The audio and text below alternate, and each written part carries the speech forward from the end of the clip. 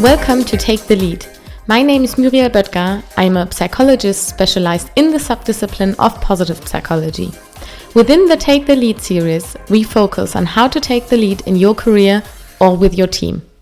With me throughout, I have the wonderful Saleha Williams, one of the UK's top 100 technology leaders driving change in the technology business world. We are going to share with you how, by training your brain, you can take the lead in your career or lead your teams in business.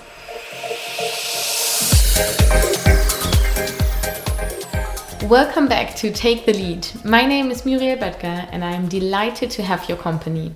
So in our introduction to the Take the Lead series, we talked to Saleha Williams, a technology influencer, about how we can train our brain to design and build the career we want, and how to build and lead teams with a positive leadership style and to deliver exceptional results, where every individual in the team feels motivated, engaged, empowered. And in this podcast, we are going to dive deeper into the first of the 4 Ps in Saleha's positive leadership and positive mindset framework, passion. Saleha, welcome. Thank you. We hear a lot about passion. Steve Jobs said, find something you love and do it for the rest of your life. But not every one of us knows what their passion is. So where do you start? So I love Steve Jobs. He's one of my heroes, absolutely. But I think sometimes it isn't as easy as it just pops into, here's my passion, here's what I think. And as an individual, you have to take the time to decide what you want to do and really understand what drives you, what motivates you, what makes you feel engaged. And this can change over time, by the way. What you think at school or you think in your 20s, 30s, even 40s, 50s, 60s, it can change. And that's okay. But it's about asking yourself on a fundamental level, who am I? What do I want to grow into? What do I want to become? Or as a leader, what do I want my team to grow into? What do I want my business to grow into?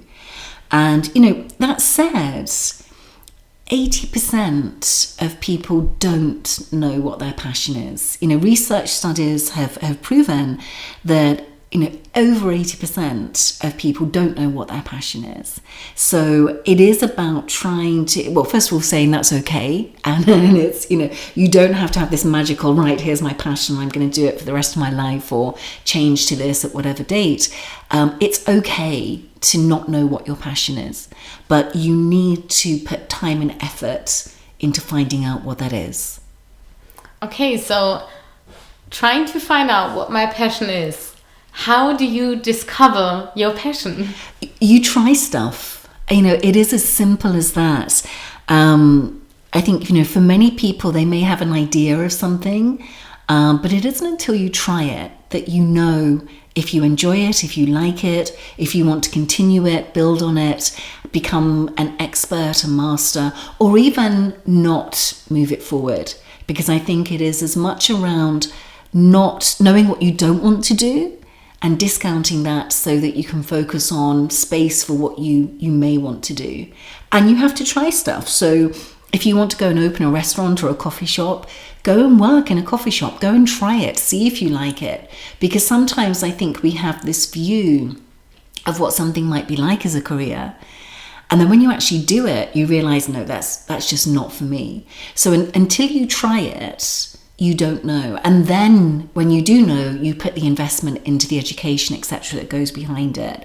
But if you want to go into coding, programming, go and do a course. There's so many free courses on the internet, and just, put yourself into that environment and try it. Go and intern, go and volunteer, just get into it. And then you're able to, from that experience, decide if you want to build on that or not.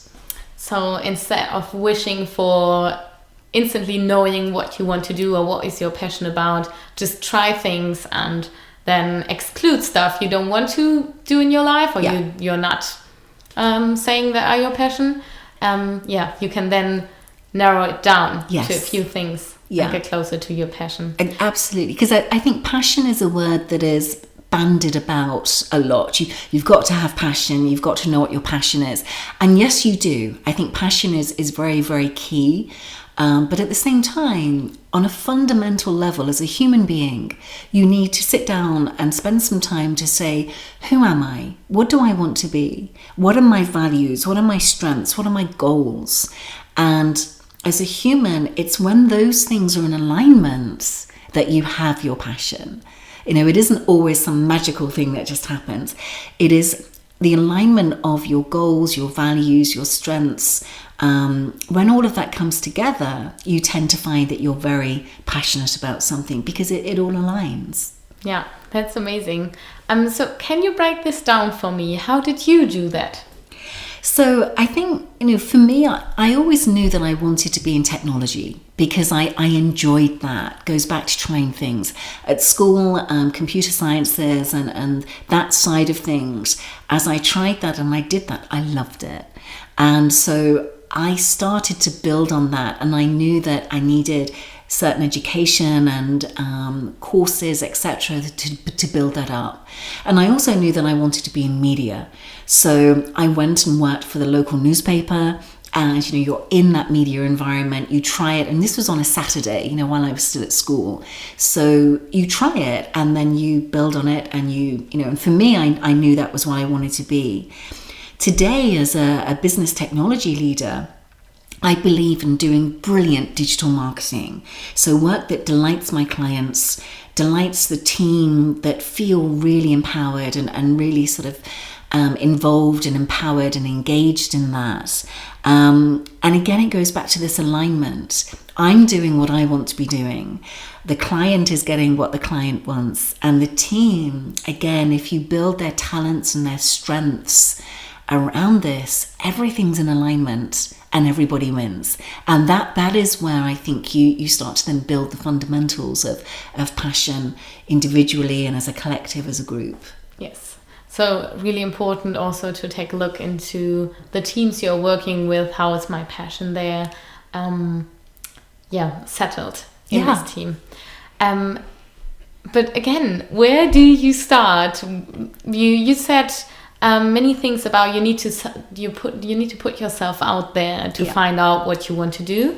But can you give us some concrete advice where to start if we want to invest into our own passion? So I think if we're going back to this alignment on a psychological, fundamental human level, it's around understanding what our own character is and our own signature strengths. And there is a test, a psychological test that has been put together by the VIA. So the VIA Inventory of Strengths, and this is formally known as the Values in Action Inventory. And it's a psychological assessment which is used to identify an individual's profile and character of strengths. So Martin Seligman, the founding father of positive psychology, along with Christopher Peterson, put this test together. And this was based on many countries of what are the fundamental human strengths and character traits that humans have, not just in America, not just in Europe, but all over. And they came up with these 24 global character strengths. So if you do this test, and you can go online and do this easily and for free, it basically enables you to understand what your character strengths are. And if you then look at jobs and career that align to those strengths, you're looking at a life that you are able to live more fully, that you feel more engaged in, you feel more motivated in.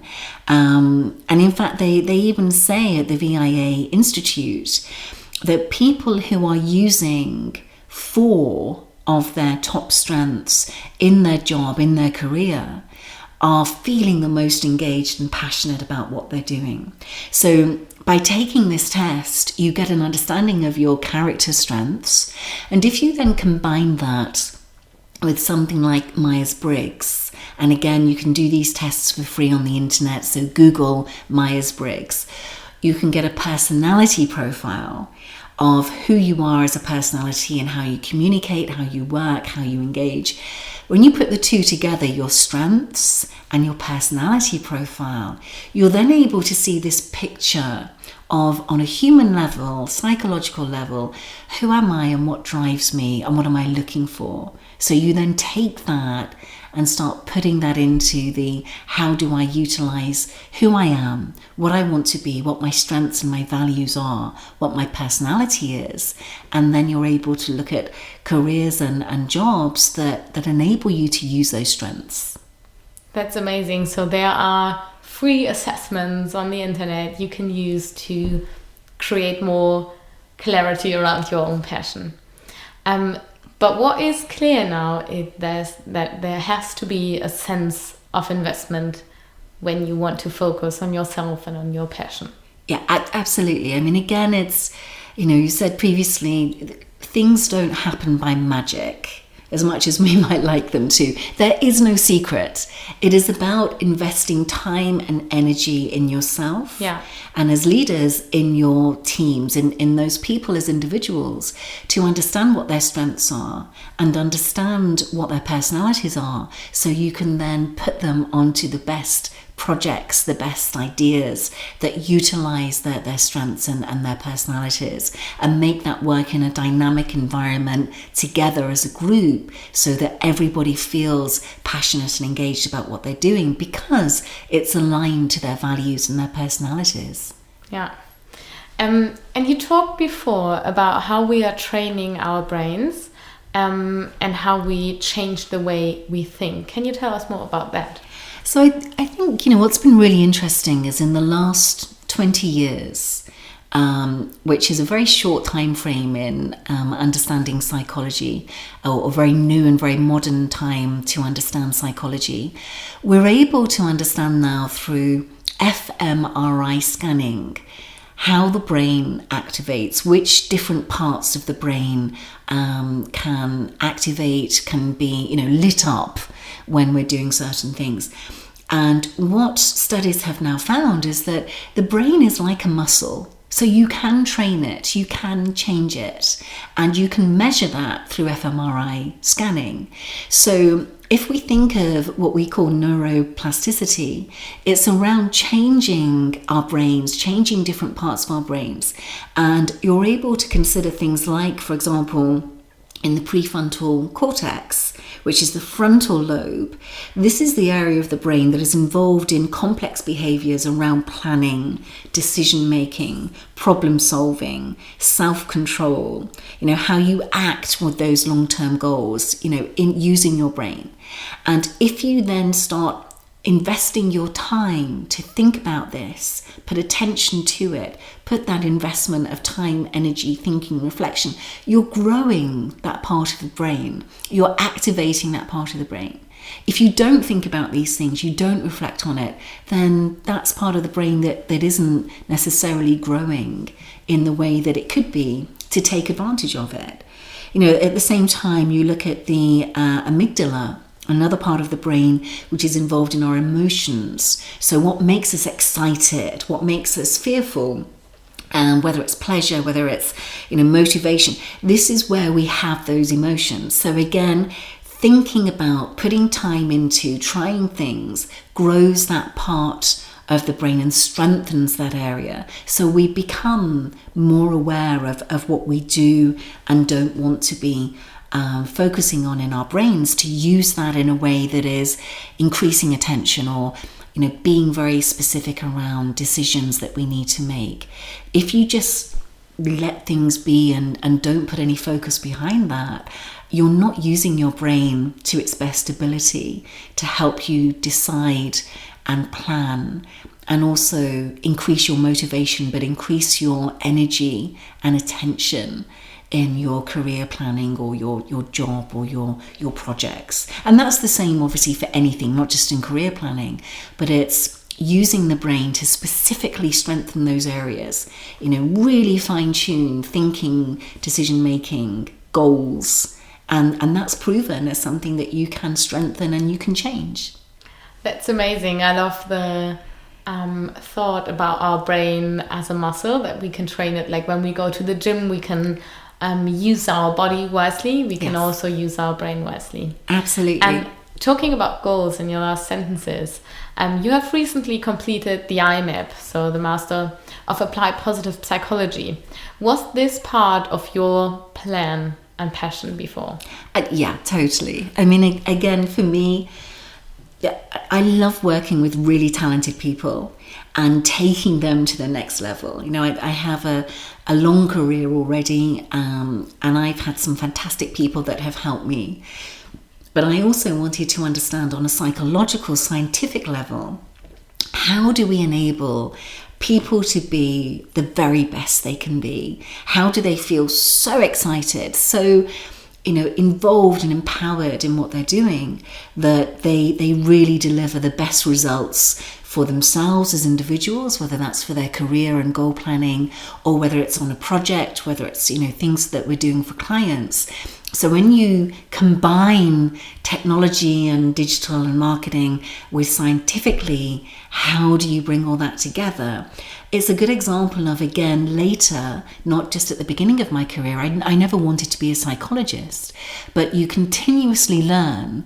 And then you're able to say, okay, this is how we activate our brain individually. And how can I then help other people do that, so that my teams are doing that, but my clients are loving that, and everyone is really driving forward. So it's definitely part of my passion and my plan to share that and be able to help individuals to flourish. So it's about getting the knowledge about people that are flourishing and then connecting it to the business world you are in and you were in for over 20, 30 years now. 30. When we take into account that you started with 15 or 14 working at the local 15. Newspaper. Yes. Yeah. And I think it is about, as leaders, as people who lead teams and manage teams, really understanding that, for your teams to be really dynamic, to retain and keep the best talent and the best people in your company, is really looking at what drives and motivates them, and goes back to this: how do you light up those parts of the brain that make them feel so engaged? And if you can put that in a team dynamic, you have something incredibly powerful, as well as on an individual level, because those individuals feel that they're building their career and they're going forward, they're continuously evolving and growing.